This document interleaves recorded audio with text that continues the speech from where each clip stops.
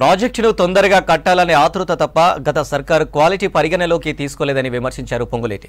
కేసీఆర్కు దేవాలయంగా ఉన్న మేడిగడ్డ ఇవాళ బొందలగడ్డ ఎలా అయిందని ప్రశ్నించారు. బీఆర్ఎస్కు సూచనలు చేసే అర్హత తప్ప విమర్శించే అర్హత లేదన్నారు.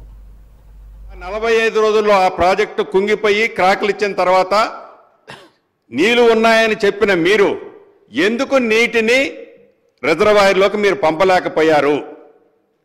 అంటే కొత్త ప్రభుత్వం వచ్చిన ఈ 60 రోజులు 70 రోజుల్లో ఈ ప్రభుత్వం మీద పదే మీరు విమర్శలు చేసే పరిస్థితి ఈనాడు మీకు లేదు. మీరు కొత్త ప్రభుత్వానికి సూచనలు ఇవ్వగలుగుతారు.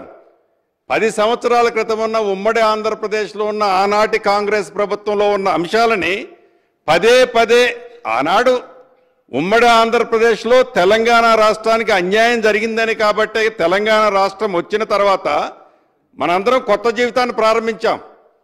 పద్దాక పాత జీవితంలోకి పోయి ఆనాడు కాంగ్రెస్ పార్టీ ఆనాడు ప్రభుత్వం అన్నదానికంటే ఈ కొత్త ప్రభుత్వంలో మమ్మల్ని విమర్శించే పాయింట్ నాట్ వన్ కూడా లేదనేది గౌరవ సభ్యులు మీ ద్వారా గమనించాలనేది నేను తెలియజేసుకుంటున్నా. ఆ డయాఫ్రమ్ వాళ్ళు కాంక్రీట్ వాళ్ళతో చేసి ఉంటే ఆ శాండ్ని పర్ఫెక్ట్గా కాంపాక్ట్ చేసి ఉంటే ఈనాడు ఆ రాఫ్ట్ కుంగేది కాదు, ఆ డ్యాము షింక్ అయ్యేది కాదు.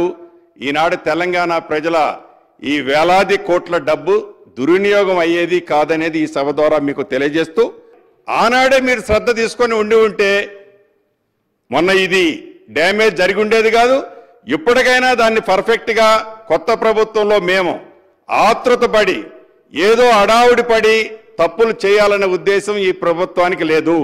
ఈ ప్రభుత్వం చిత్తశుద్ధితో గౌరవ మంత్రి గారు కానీ ముఖ్యమంత్రి గారు కానీ మా ఎల్ఏ మంత్రి గారు కానీ చాలా వివరంగా చెప్పారు. వీటి మీద తొందరపడి మీరు చేసిన తొందరపడి ఈ ప్రభుత్వం తప్పులు చేయాలని ఈ ప్రభుత్వానికి లేదు అనేది చాలా స్పష్టంగా మీ ద్వారా గౌరవ మంత్రివర్యకు తెలియజేస్తూ, నిజంగా కల్వకుంట్ల చంద్రశేఖరరావు గారు కూడా సభకు వచ్చి ఉంటే వారు అనుభవంతో ఏదైతే దాన్ని ఇన్డెప్త్గా ఆనాడు స్టడీ చేసి కట్టారో ఆ కట్టింది యువతల డిబేట్ ఈనాడు జరుగుతున్న తర్వాత ప్రత్యక్షంగా కనపడుతుంది. కాబట్టి ఆ కనపడ్డ దాన్ని ఎలా రెక్టిఫై చేయాలనో మంచి సూచనలు ఇచ్చి ఉంటే ఈ ప్రభుత్వం తప్పకుండా స్వీకరించి ఉండేది.